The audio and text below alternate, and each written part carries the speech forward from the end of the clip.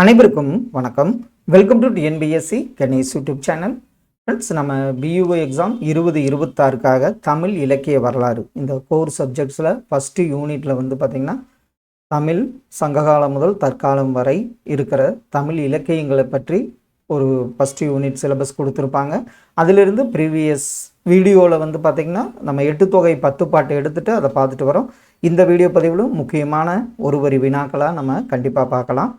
சேர அரசர்களை போற்றி பாடும் நூல் எந்த நூல்னு பார்த்தீங்கன்னா பதிற்றுப்பத்து. இது பார்த்தீங்கன்னா 8 சேர அரசர்களை பற்றி பேசும் நூல் பதிற்றுப்பத்தாகும். பதிற்றுப்பத்தில் எத்தனை பாடல்கள் உள்ளன? பதிற்றுப்பத்தில் 100 பாடல்கள் உள்ளன. பதிற்றுப்பத்தில் பார்த்தீங்கன்னா முதல் 10 இறுதி 10 10 இருக்கிறதுல முதல் 10ம் இறுதி 10ம் கிடைக்கவில்லை. அகநானூறின் மற்றொரு பெயர் நெடுந்தொகையாகும். அதனுடைய அடி வரையறை என்ன? 13 அடி சிற்றெல்லை 31 அடி பேரெல்லை கொண்டது அகநானூறு. அகநானூறுவின் பாடல்களின் தலைப்பு என்ன? அகநானூரில் பார்த்தீங்கன்னா இது முக்கியமான கேள்வி. 1 முதல் 120 பாடல்கள் களிற்றியானை நிறை என்று அழைக்கப்படுகிறது. 121 முதல் 300 வரை மணிமிடை பவளம், 301 முதல் 400 வரை நித்தில கோவை என்று அழைக்கப்படுகிறது. இது அடிக்கடி கேட்டிருக்காங்க. 1 to 120னா களற்றியானை நிறை, 121 300னா மணிமிடை பவளம், 301 to 400 நித்தில கோவை. இதற்கு நீங்கள் ஷார்ட்கட்டாக கமனி அப்படின்னு கூட நம்ம வச்சுங்க. எல்லாம் கமலின்னு வச்சுட்டு கமனி அப்படிங்கிறது தான் ஷார்ட்கட்டு. ஒற்றைப்படை எண்ணில் முடிவது என்ன திணையாகும்? ஒற்றைப்படை எண்ணில் முடிவது பாலை திணை. இந்த கேள்வியும் கேட்டிருக்காங்க. 1 3 5 7 முடிஞ்சா பாலை, 2 8 என முடிவது குறிஞ்சி, 4 14 24 என முடிவது முல்லை, 6 16 26 என முடிவது மருதம். அப்போ நம்ம ஞாபகம் வச்சுக்கிறது என்னென்னா குறிஞ்சி முல்லை மருதம் 2 4 6 ஞாபகம் வச்சுங்க. 1ங்கிறது பாலை திணை. இதே 10 20 30 என முடிவது நெய்தல் திணை. இது எண்ணின் அடிப்படையில் இதுவும் ஒரு முக்கியமான கேள்வியாகும். ஒற்றைப்படை எண்ணில் முடிவது என்ன திணை? பாலை திணை. 2 8 12 18 என முடிவது குறிஞ்சி திணை, 4 14 24 என முடிவது முல்லை திணை, 6 16 26 என முடிவது மருதம், 10 20 30 என முடிவது நெய்தல் திணையாகும். பதிற்றுப்பத்தில் பாடிய புலவர்கள் இதில் பார்த்தீங்கன்னா கேள்வி பார்த்தீங்கன்னா 2ஆம் பத்து பாட்டுடை தலைவன் யார், இயற்றியவர் யார்? இந்த கேள்வி தான் அடிக்கடி கேட்டிருக்காங்க. 2ஆம் பத்து புலவர் யாருன்னு பார்த்தீங்கன்னா குமட்டூர் கண்ணனார். அரசர் யாரை பற்றி பாடியிருக்காருன்னா இமயவர்மன் நெடுஞ்சேரநாதனை பற்றி பாடியுள்ளார். 3ஆம் பத்து பாலை கௌதமனார். அரசர் யாருன்னு பாருங்க. அதாவது பாட்டுடை தலைவன் பல்யானை செல்கெழு குட்டுவன் என்பவர் ஆவார். 4ஆம் பத்து பார்த்தீங்கன்னா காப்பியாற்று காப்பியனார் புலவர். அரசர் கலங்காய் கன்னி நார்முடி சேரல் என்பவர் ஆவார். 5ஆம் பத்து பாடியவர் பரணர். பாட்டுடை தலைவர் பார்த்தீங்கன்னா கடல் பிறகோட்டிய செங்குட்டுவனாவார். 6ஆம் பத்து காக்கை பாடினியார். அவருடைய பாட்டுடை தலைவனாக இருந்தவர் ஆடுகோட்பாட்டு சேரலாதனாவார். 7ஆம் பத்து பாடியவர் கபிலர். பாட்டுடை தலைவன் செல்வக் கடுங்கோ வாலியாதன். 8ஆம் பத்து அரிசில் கிளார். பாட்டுடை தலைவன் பெருஞ்சேரல் இரும்புரை. 9ஆம் பத்து பெருங்குன்றூர் கிளார். அவருடைய பாட்டுடை தலைவனாக இருந்தவர் இளஞ்சேரல் இரும்புரையாவார். இதில் பார்த்தீங்கன்னா நமக்கு முதல் 10ம் கடைசி 10ம் கிடைக்கவில்லை. அப்போ இது 8 சேர மன்னர்களை பற்றி பாடுகிறது பதிற்றுப்பத்து. தமிழின் முதல் இசைப்பாடல் நூல் எதுன்னு பார்த்தீங்கன்னா பரிபாடல்.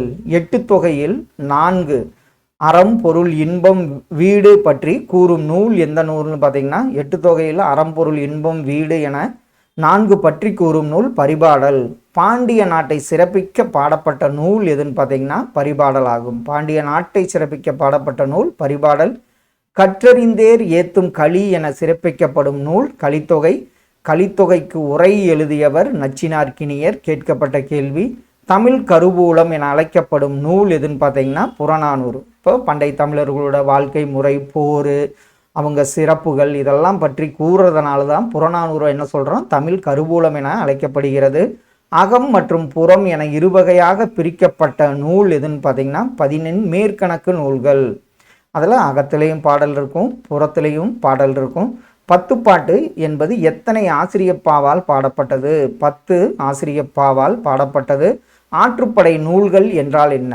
வறுமையில் வாடும் புலவர் ஒருவரை வள்ளல்களிடமோ தெய்வத்திடமோ வழிபடுத்துவது ஆற்றுப்படை. வலிமையில் வாடும் புலவர் வள்ளல்களையோ தெய்வத்திலோ அரசரிடமோ வழிபடுத்துவது தான் ஆற்றுப்படை. பத்துப்பாட்டில் அகநூல்கள் என்ன? அகநூல்கள் 3: குறிஞ்சிப்பாட்டு, பட்டினப்பாலை, நெடுநல் வாடையாகும். பத்துப்பாட்டில் புறநூல்கள் மொத்தம் எத்தனை உள்ளனன்னு பார்த்தீங்கன்னா 6 நூல்கள். பத்துப்பாட்டில் அகம் மற்றும் புறம் பற்றி பேசும் நூல் எதுன்னு பார்த்தீங்கன்னா நெடுநல் வாடை.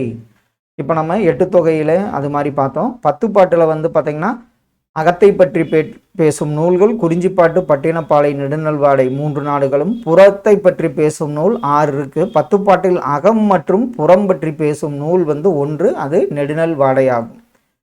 பத்துப்பாட்டில் சிறிய நூல் எது? முல்லைப்பூ. முல்லைப்பூ சின்னதாக இருக்கிறதுனால அதை நம்ம ஷார்ட்கட்டாக பத்துப்பாட்டில் சிறிய நூல் முல்லைப்பாட்டு. பத்துப்பாட்டில் பெரிய நூல் மதுரை காஞ்சி. பத்துப்பாட்டில் காலத்தால் பிந்திய நூல் எதுன்னு பார்த்தீங்கன்னா திருமுருகாற்றுப்படை. கடையேழு வள்ளல்களை பற்றி பேசும் நூல் எதுன்னு பார்த்தீங்கன்னா சிறுபானாற்று படையாகும். நிலையாமையை பற்றி பேசும் பத்துப்பாட்டு நூல் எதுன்னு பார்த்தீங்கன்னா மதுரை காஞ்சி என்பது சரியான ஒன்று.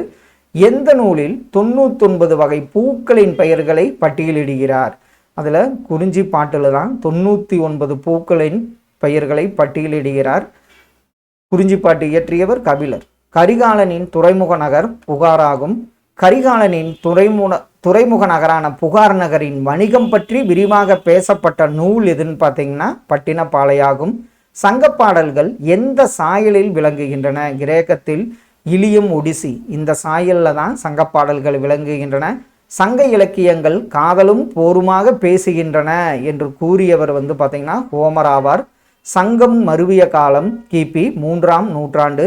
சங்கம் மருவிய காலத்தில் இயற்றப்பட்ட நூல்கள் தான் 10 கீழ்கணக்கு நூல்கள். அதாவது சங்கம் காலம் மறைந்த காலத்தில் 10 கீழ்கணக்கு நூல்களாகும். 10 கீழ்கணக்கு நூல்களில் அறநூல்கள் மொத்தம் 11. 10 கீழ்கணக்கு நூல்களில் அகநூல்கள் மொத்தம் 6. 10 கீழ்கணக்கில் புறநூல்கள் 1.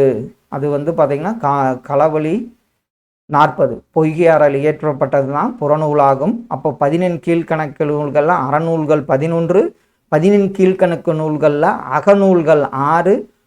10 கீழ்கணக்கு நூல்களில் புறநூல்கள் அறம் அகம் புறம் புறத்தில் 1, அது களவழி 40 ஆகும். 10 கீழ்கணக்கு அறநூல்களில் முதலிடம் பெறும் நூல் எதுன்னு பார்த்தீங்கன்னா திருக்குறளாகும். 10 கீழ்கணக்கு நூல்களில் 11 பார்த்த பிற அறநூல்கள் எது? நாலடியார், நான்மணிக்கடிகை, இன்னா 40, இனியவை 40, ஏலாதி, திருகடகம், சிறுவஞ்சமூலம், ஆசாரக்கோவை, முதுமொழி, வெண்பா போன்றவை பிற அறநூல்களாகும். முதுமொழி காஞ்சி தான் முதுமொழி வெண்பான்னு கொடுத்துருக்காங்க. 10 கீழ்கணக்கு அகநூல்கள் யாவை?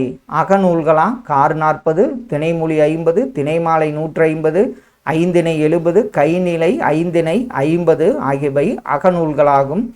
களவழி 40 என்ற நூல் யாரால் இயற்றப்பட்டது? அதுதான் புறநூல், அது பொய்கையாரால் இயற்றப்பட்டது. 10 கீழ்கணக்கு புறநூல் எதுன்னா களவழி 40 ஆகும். களவழி 40 யாருக்கு இடையே நடைபெற்ற போரை பற்றி குறிப்பிடுகிறது? சேரமான் கணைக்கால் இரும்பொறை வர்சஸ் கோச்செங்கனான் இடையே நடைபெற்ற போரை பற்றி குறிப்பிடும் நூல் களவழி 40 ஆகும். 10 கீழ்கணக்கு நூல்கள் யாரால் பாடப்பட்டது? இதில் சமண முனிவர்கள் சைவ புலவர்களால் பாடப்பட்டது. 10 கீழ்கணக்கு நூல்களில் 2 நூல்களை எழுதியவர் கனிமேதாவியார் மற்றும் பொய்கையார். நீதி நூல்களில் பெரியது பொய்கையார் வரமாட்டாருன்னு நினைக்கிறேன். நீதி நூல்களில் பெரியது திருக்குறள். முச்சங்கம் பற்றிய அறிவிப்பை செய்த முதல் நூல் எதுன்னு பார்த்தீங்கன்னா இறையனார் களவியல். இறையனார் களவியல் யாரால் இயற்றப்பட்டதுன்னு பார்த்தீங்கன்னா இறையனார் என்பவரால் இயற்றப்பட்டது. இறையனார் களவியல் எந்த வகையான நூல்? இது ஒரு அகநூலாகும். இறையனார் களவியலுக்கு உரை எழுதியவர் நக்கீரர் ஆவார். அதியாம்புலவர் எழுதிய நூலின் பெயர் தகடூர் யாத்திரையாகும். தகடூர் யாத்திரையில் மொத்தம் எத்தனை செய்யுள் காணப்படுகின்றன? 44 செய்யுள் காணப்படுகின்றன. தகடூரை ஆண்டு வந்தவன் அதியமான். இது சேர அரசனோட போர் நடக்கும். மூவேந்தர் பற்றி பேசும் நூல் எதுன்னு பார்த்தீங்கன்னா முத்தொள்ளாயிரம் ஆகும். முத்தொள்ளாயிரம் அகம் மற்றும் புறத்தை பற்றி பேசுகிறது. முத்தொள்ளாயிரத்தில் எத்தனை பாடல்கள் கிடைத்துள்ளன? அந்த புறத்திரட்டுங்கிற நூல்கள் வாயிலாக 109 பாடல்கள் கிடைத்துள்ளன. முத்தொள்ளாயிரத்தின் ஆசிரியர் பெயர் நமக்கு தெரியவில்லை. 10 கீழ்கணக்கு அந்த 18 நூல்கள் என்னென்ன இது நல்லா பார்த்து வச்சுங்க. நாலடியாரை இயற்றியவர் சமண முனிவர்கள். நான்மணிக்கடிகை விளம்பி நாகனார். இனியவை 40 பூதஞ்சேந்தனார். இன்னா 40 கபிலர். கார் 40 கண்ணங்கூத்தனார். களவழி 40 பொய்கையார். ஐந்திணை 50 மாறன் பொறையனார். ஐந்திணை 70 மூவாதியார். திணைமொழி 50 கண்ணன் சேந்தனார். திணைமாலை 150 கனி மேதாவியார். கணித மேதாவியார் வந்து பார்த்திங்கன்னா 2 நூல்களை எழுதியிருப்பார். அதில் வந்து பார்த்திங்கன்னா கனிமேதையார் திணைமொழி 150, திருக்குறள் வள்ளுவர், திரிகடுகம் நல்லாதனார், ஆசாரக்கோவை பெருவாயில் முள்ளியார், பழமொழி 400 முன்றுரை அரையனார், சிறுவஞ்சமூலம் காரியாசன், முதுமொழி காஞ்சி கூடலூர் கிழார், ஏலாதி கனி மேதாவியார், கைநிலை புல்லாங்காடனார். அப்போ கனி மேதாவியார் ஏலாதியையும் திணைமாலை 150 எழுதியிருப்பார். இதில் வந்து நம்ம பார்த்ததில் 2 நூல்கள் எழுதியவர்களில் கனி மேதாவியார் மட்டும்தான் வருவார். பொய்கையார் வந்து அது வந்து தவறாக டைப் அடித்தாச்சு. அதனால் வந்து பார்த்திங்கன்னா இந்த 10 கீழ்கணக்கு நூலில் நாலடியார் யாரால் இயற்றப்பட்டது? நான்மணிக்கடிகை, இனியவை 40 பூதஞ்சேந்தனார், இன்னா 40 கபிலர், கார் 40 கண்ணங்கூத்தனார், களவழி 40 பொய்கையார், ஐந்திணை 50 மாறன் பொறையனார், ஐந்திணை 70 மூவாதியார், திணைமொழி 50 கண்ணஞ்சேந்தனார், திணைமாலை 150 கனிமேதாவையார், திருக்குறள் வள்ளுவர், திருகடுகம் நல்லாதனார், ஆசாரக்கோவை பெருவாயில் முள்ளியார், பழமொழி 400 முன்றுரை அரையனார், சிறுவஞ்சமூலம் காரியாசான், முதுமொழி காஞ்சி கூடலூர் கிழார், ஏலாதி கனிமேதாவியார், கைநிலை புல்லாங்கவடனாரால் இயற்றப்பட்டது. இந்த 10 கீழ்கணக்கு நூல்களில் மருந்து பெயரால் பெயர் பெற்ற நூல்கள் எதுன்னா இது திரிகடுகம் 3 அறக்கருத்துக்களை பற்றி கூறுகிறது. ஏலாதி 6 அறங்கருத்துக்களை பற்றி கூறுகிறது. சிறுபஞ்சமூலம் 5 அறங்கருத்துக்களை பற்றி கூறுகிறது. இதில் மூலம் அப்படின்னா பஞ்சம்னா 5, மூலம்னா வேர்கள் எனப்படும். அதனால தான் இதற்கு சிறுபஞ்ச மூலம் என பெயர் பெற்றது.